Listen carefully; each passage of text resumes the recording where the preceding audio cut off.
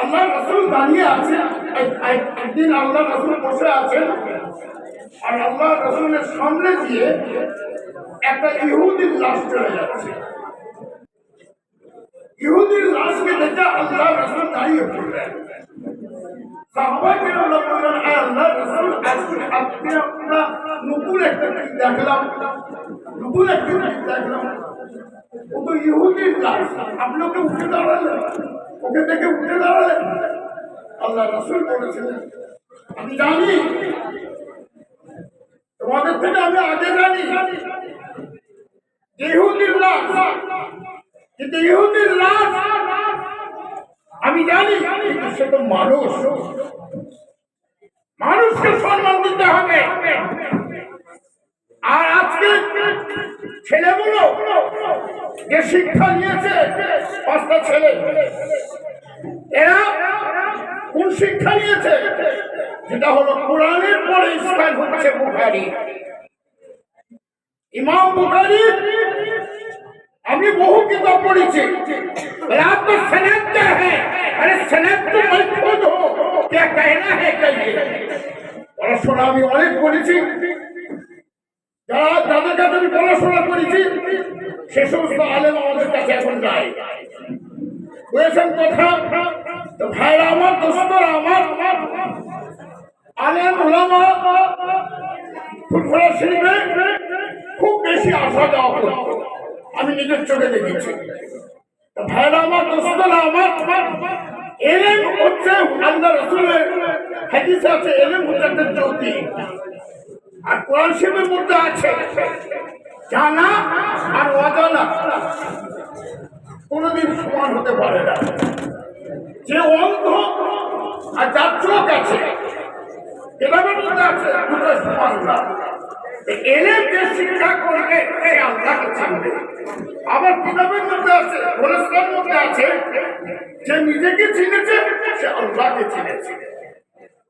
সাহেবুল বাইতে আজরা বানা দিয়ে আপনি একটা কথা আছে, গৃহ ঘরেতে বাড়িতে কি আছে না আছে, বাড়ির যিনি গৃহকর্তা তিনি জানেন।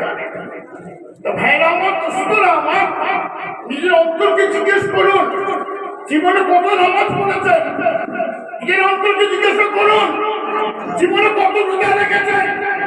জীবনে অন্তরকে জিজ্ঞেস করুন যে কত লোকের ক্ষতি করেছেন।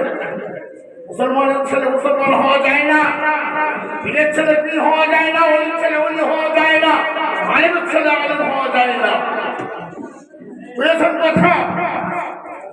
আর দ্বিতীয় একটা কথা আছে, আল ইনসানু হারিসুন মিম্মা আলা মা মুনিআ। মানুষকে যে কাজে নিষেধ করা হয় মানুষ সেটা বেশি করে করে। যতবার বলা হচ্ছে নামাজ পড়ুন, নামাজ পড়ুন, নামাজের সংখ্যা বেশি। যতবার বলা হচ্ছে রোজা রাখুন, রোজা রাখুন, বেরোজগারের সংখ্যা বেশি। আবার কোন মুসলমান জানে না যে নামাজ পড়তে হবে? কোন মুসলমান জানে না যে রোজা রাখতে হবে? কোন মুসলমান জানে না যে জীবন করলে গুনাহ হবে? আবার আজকে এসেছেন, সবসময় মাদ্রাসার দিকে লক্ষ্য রাখবেন। বাপের তারিখ ছেলে মুখ নিয়ে বেরোনো শোভা পায় না। আমার আব্বা হুজুর, বড় হুজুর কেবলা এত মাদ্রাসা করেছেন, আমি তো না ছেলে হয়ে আব্দুল নাসির দিদি বলতে পারবো না। দাদা হুজুর, আব্বা হুজুর কেবলা মাদ্রাসা অনেক মানুষে করে গেছেন।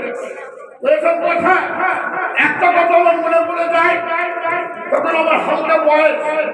কালকার মাদ্রাসার প্রিন্সিপাল ছিলেন তখনকার যুগের মৌলানা বরকতি সাহেব।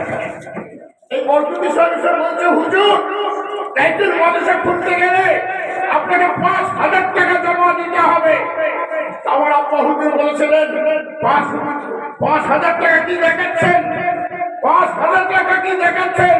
আব্দুল হাই যদি কলজুটাকে দিতে হয়, আমি আব্দুল হাই কলজুটাকে দেবো। আব্দুল কথা আছে, মঞ্জারটা পাওয়া যায় না, যে চেষ্টা করবে সে পাবে। যেটা বলেছেন সকালে আমাকে উকিল করুন, আপনারা আমাদের দোয়া করবেন, আমার পেটে ভাইদের জন্য দোয়া করবেন। একই কথা বারে বারে বলাটা ঠিক না, বিভিন্ন বক্তা বলছে, আমি শুনলাম হুজুর এসেছেন, যখন পড়াচ্ছেন তখন আমি শুনলাম, অনেকক্ষণ ধরে আমি বসে আছি। আর আমরা ফাঁকুল আদাব, আদাবটা হচ্ছে সবচেয়ে বড় জিনিস। আসল